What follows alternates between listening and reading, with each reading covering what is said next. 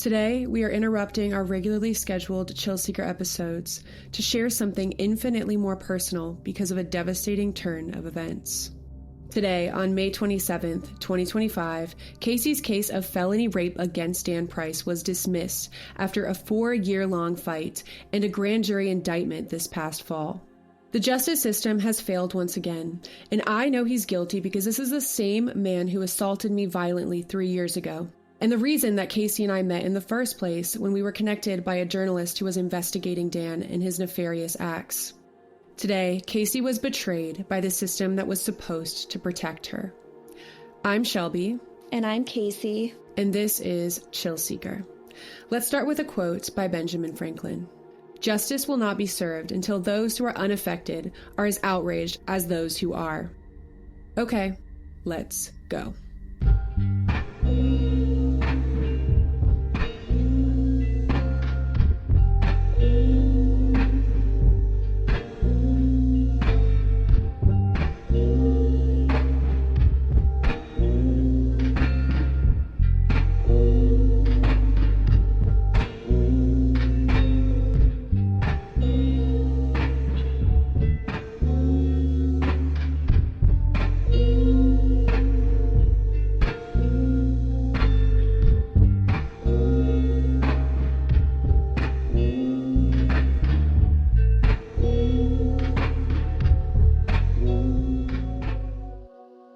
Okay, so for those who don't know, Dan Price is a famous CEO who has been on the cover of magazines, met presidents, and been on all your favorite late-night talk shows.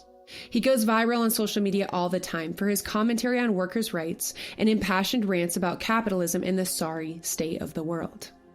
He originally gained notoriety for being the most moral CEO in America when he raised the wages of his company, Gravity Payments, to a minimum of $70,000 a year salary. Which sounds admirable, of course, and it made a lot of headlines. And whether or not you agree with his takes, he has garnered a huge amount of support as a liberal thought leader and a champion of the little guy. And this is all made so extremely ironic, considering the disturbing acts this man has committed over and over when he is left alone with a woman. But it's not just sexual assaults. There are the outbursts and the abuse of his employees, both male and female, that was uncovered in a detailed expose by the New York Times.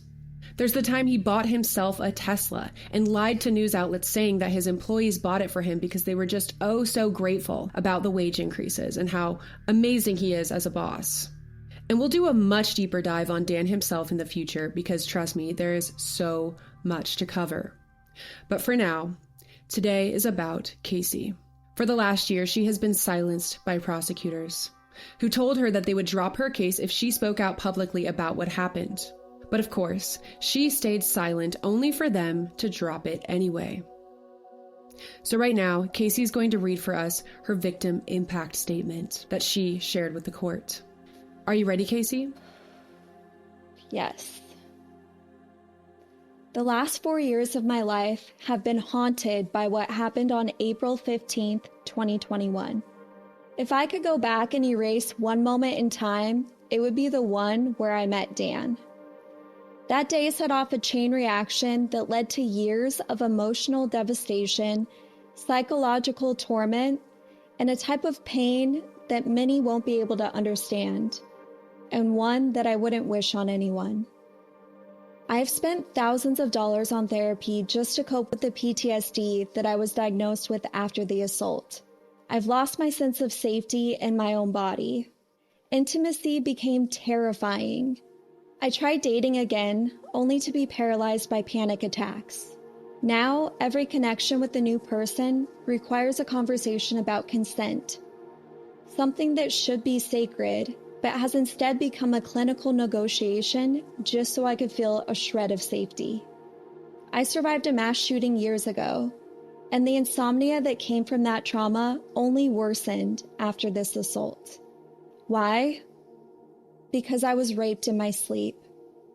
And now, the idea of sleeping next to a man fills me with dread. It is a cruel irony that something as innocent as rest now feels like a battlefield.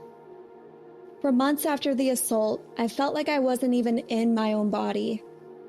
I was floating above it, completely disconnected from life, from joy, from everything that made me, me. And it wasn't just in my personal life. It bled into every corner of my career.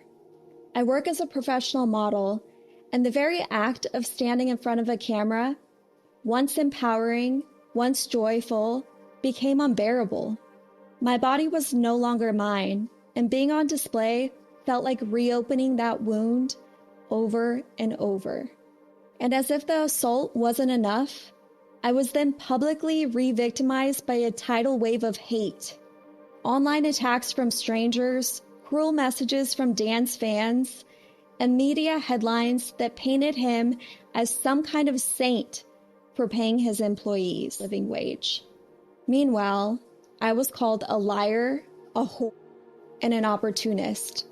I've been dehumanized repeatedly while watching my abuser continue his life unscathed.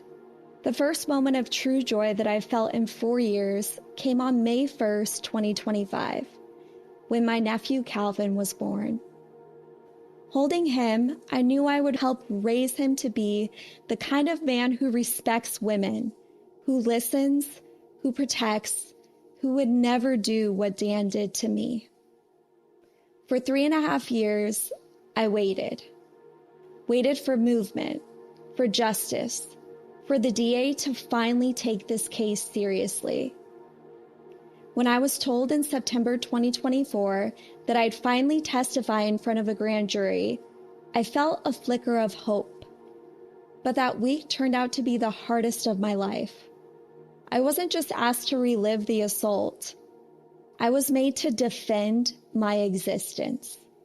My career was dragged through the mud, as if posing in a bikini is somehow an invitation to be assaulted. I was interrogated about every traumatic thing I've ever survived, as if being victimized more than once made me the common denominator. That's the twisted narrative we tell women, that if something bad happens to you, it's probably your fault. And if it happens more than once, you must have asked for it. And the worst moment? Watching the DA pass around an implied modeling photo of me to the jury, casting shadows of judgment on my body as if what I look like or how I choose to express myself negates my right to consent, as if it makes my rape less real and less worthy of justice. I was an English major in college. I always knew that I wanted to be a writer. When I published my book of poetry last year, something that I poured my pain, my healing, and my truth into, even that was questioned. I was asked if I was profiting off my trauma and if the book would include anything about the assault, as if I wanted to be known for being raped. That was Dan's defense all along, wasn't it? That I was just looking for clout? The same man who asked me for my contacts to get his boat sponsored, who I literally paid for my own meals around, now paints me as the clout chaser.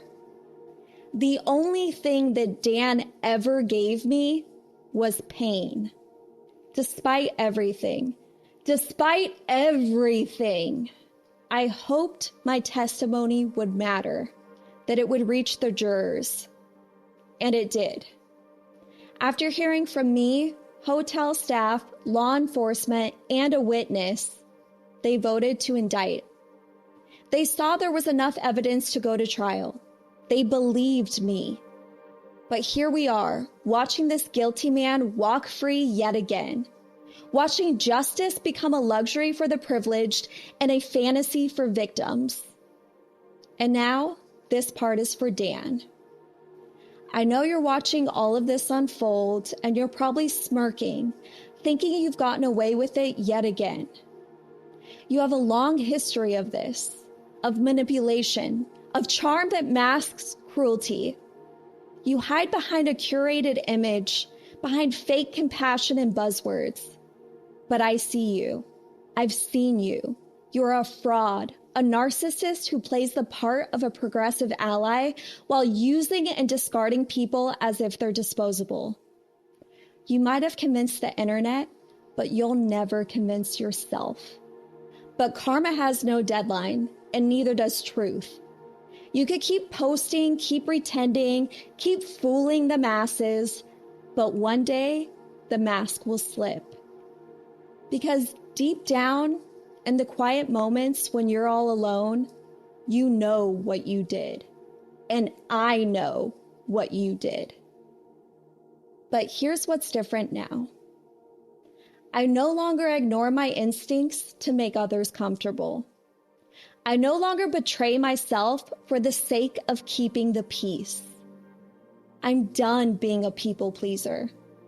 I'm done letting you shame me. You may have violated me. The system may have failed me, but I will never abandon myself again. And to the court, I understand that our justice system is imperfect. I understand that a dismissal does not mean innocence. But it does mean that once again, a victim is left to carry that weight all alone. I came forward not for attention or revenge, but because I believed in accountability, because I believed in telling the truth. And I still do. I hope this court recognizes the strength it takes to survive something like this, to speak out, to relive it again and again, and to still stand tall in the face of injustice. Whether or not Dan is held accountable here, I will continue to rebuild my life with integrity, purpose, and resilience. And while this may not have ended the way that I hoped, I refuse to let it be the end of my story. And I thank the court for hearing me and for bearing witness to the truth that deserves to be seen.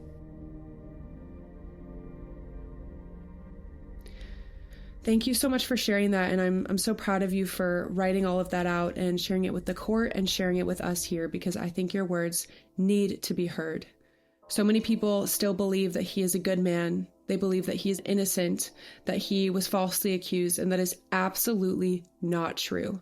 We both know firsthand, and I think anybody listening to this and hearing your words and hearing your experience will be moved. So thank you for sharing that. Thank you. Thank you for listening. And it just breaks my heart knowing what you went through a couple years back with your case getting dropped. And it just really gives me zero hope in the justice system. I really don't know what I would say to a woman that came up to me and told me that she had been assaulted. I don't know what advice I would give her for pursuing justice after our experiences with this. It's devastating. It's infuriating. And, 4 years of my life was spent pursuing justice. And I had so many days where I just broke down in tears, so many conversations where I was asking why things weren't progressing or moving forward with the case. I mean, truthfully, if it wasn't for journalists,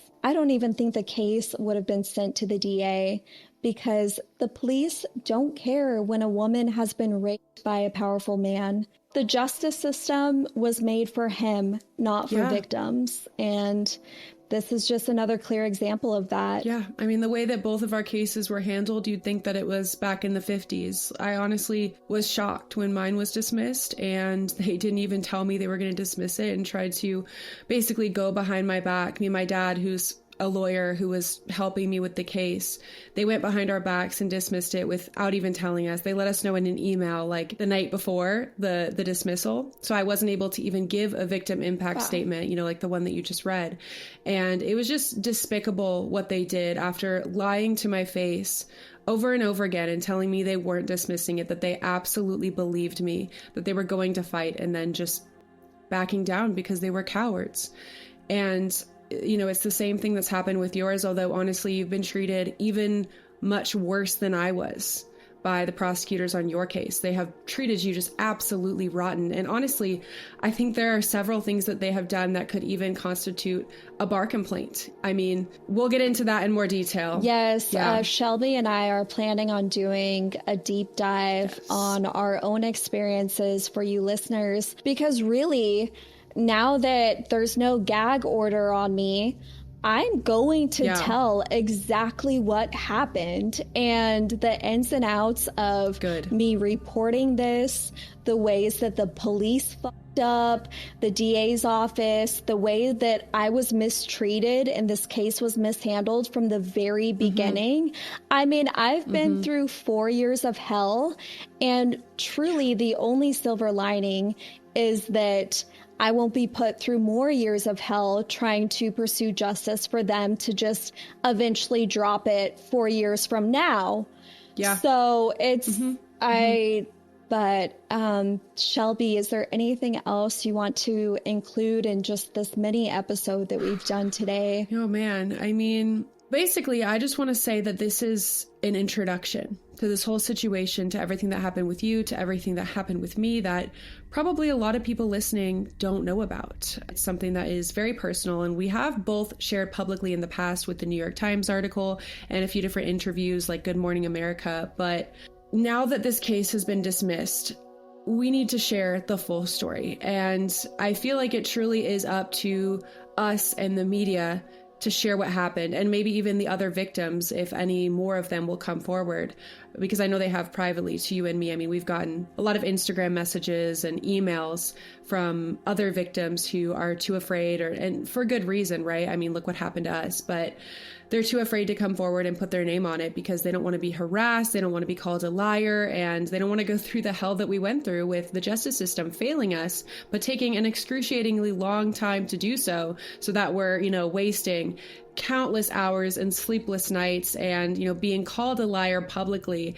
And it's just, it's devastating that there are so many victims out there and that so many of them are afraid to come forward and don't want to be known as one of his victims. And this is something that we're going to do a deep dive on. And of course, all names will be kept private. We're not going to share anybody's information. We would never do that. Who doesn't want their information being shared? But even with the New York Times article, there's so much more to go over here. I mean, like I said before, he wasn't just abusive to women. And trust me, there have been many instances of abuse of women, even women that are not somebody that he's dating. I mean, for me, it wasn't a date. And this was the first time I met this man, and it was in a public place.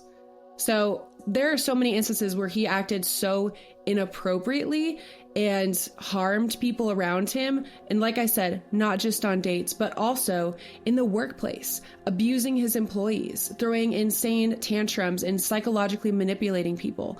Fraud, actual fraud, which is one of the reasons that he originally raised the minimum wage in his company to $70,000 a year, is because he was in lawsuits with his brother. And this was to try to help cover up that whole situation. So, I mean, this goes deep. It is a rabbit hole that is disturbing and very depraved with the acts that he has committed and the mask that he has. I mean, even in my own experience, it's so crazy because I truly was convinced. I thought that he was the nice person that he shows himself to be. And I talked to him for hours, and I really thought that he wasn't the man that I found out he is. I mean, it was like a Jekyll and Hyde situation. I saw his eyes change. Yep.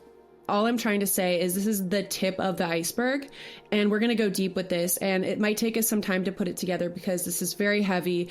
It's the most personal stories that either of us have ever shared, or at least that I have ever shared, and probably ever will share. I mean, hopefully nothing else ever happens again comparable to this, but we're going to be compiling all of this. We're going to be sharing in detail what happened to us on the nights of the assaults and going over the other accusers that, what he has been alleged to have done over the years, over many years. I mean, at this point, it's been, over decades. So yes.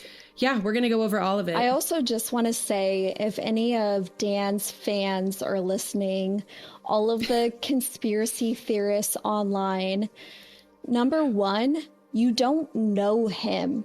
And if you knew him, you would know that that man is evil. Number 2, Shelby and I have not been given any financial compensation for sharing our stories, because that is like the number one comment that we both see, is that people think that victims have come forward for some type of financial gain. We're trying to get the truth out there so that he doesn't victimize more people. Exactly. This is the most frustrating thing, is that so many people, they don't know the difference between civil and criminal court. And so people have assumed that we've brought forward a civil case, and none of his victims have. Shelby and I pursued criminal cases so he could be held accountable for his crimes. Yeah, exactly. So just wanted to set the record straight.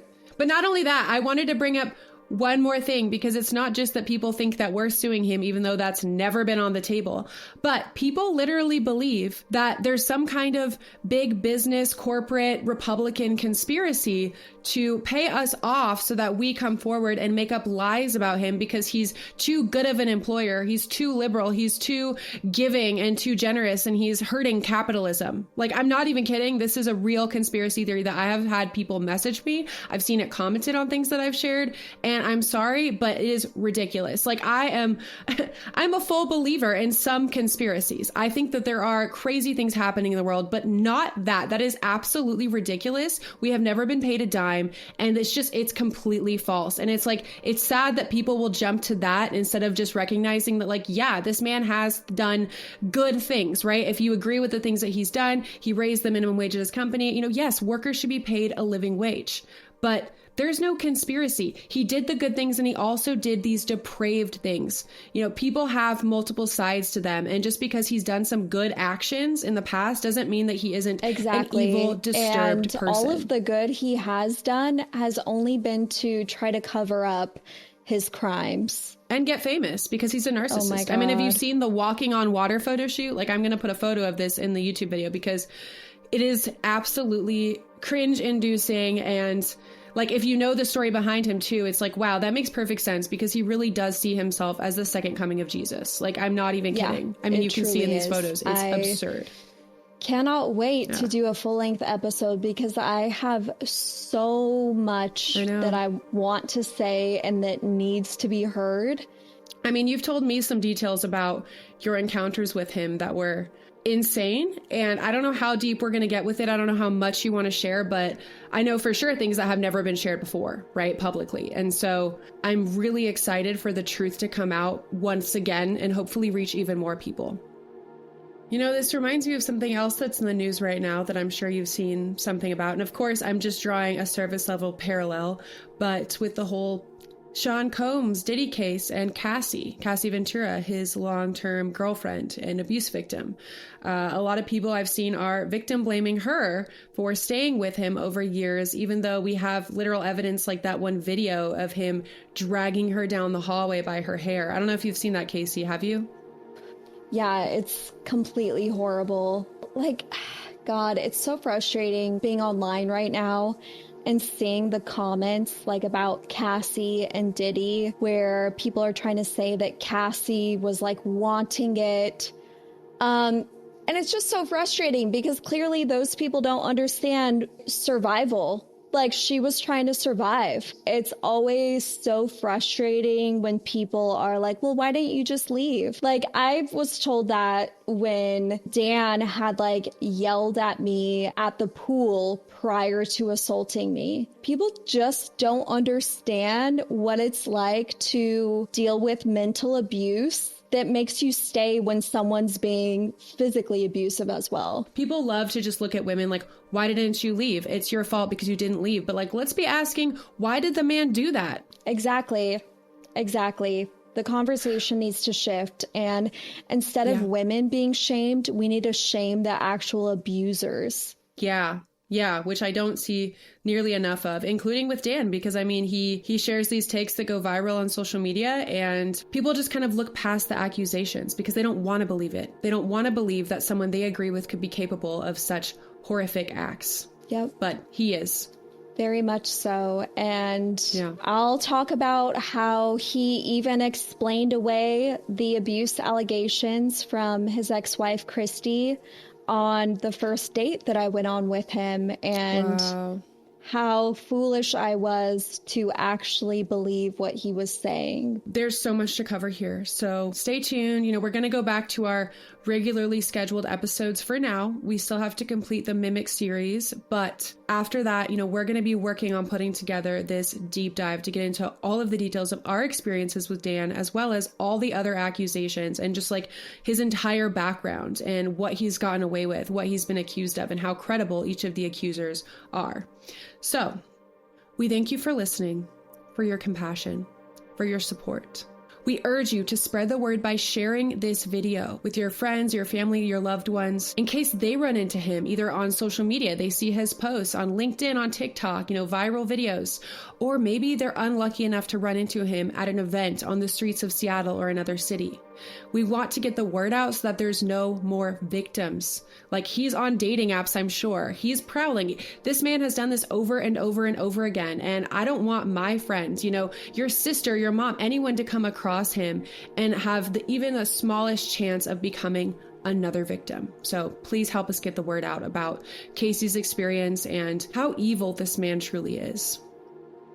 And if you personally have been victimized by Dan Price or know anybody who has, feel free to reach out to us. You can find us at @ChillSeeker Podcast on Instagram and @ChillSeekerPod on TikTok. We stand with you, and you are not alone. Stay tuned and stay safe. We'll see you next week on Chill Seeker. Bye. Thanks, guys.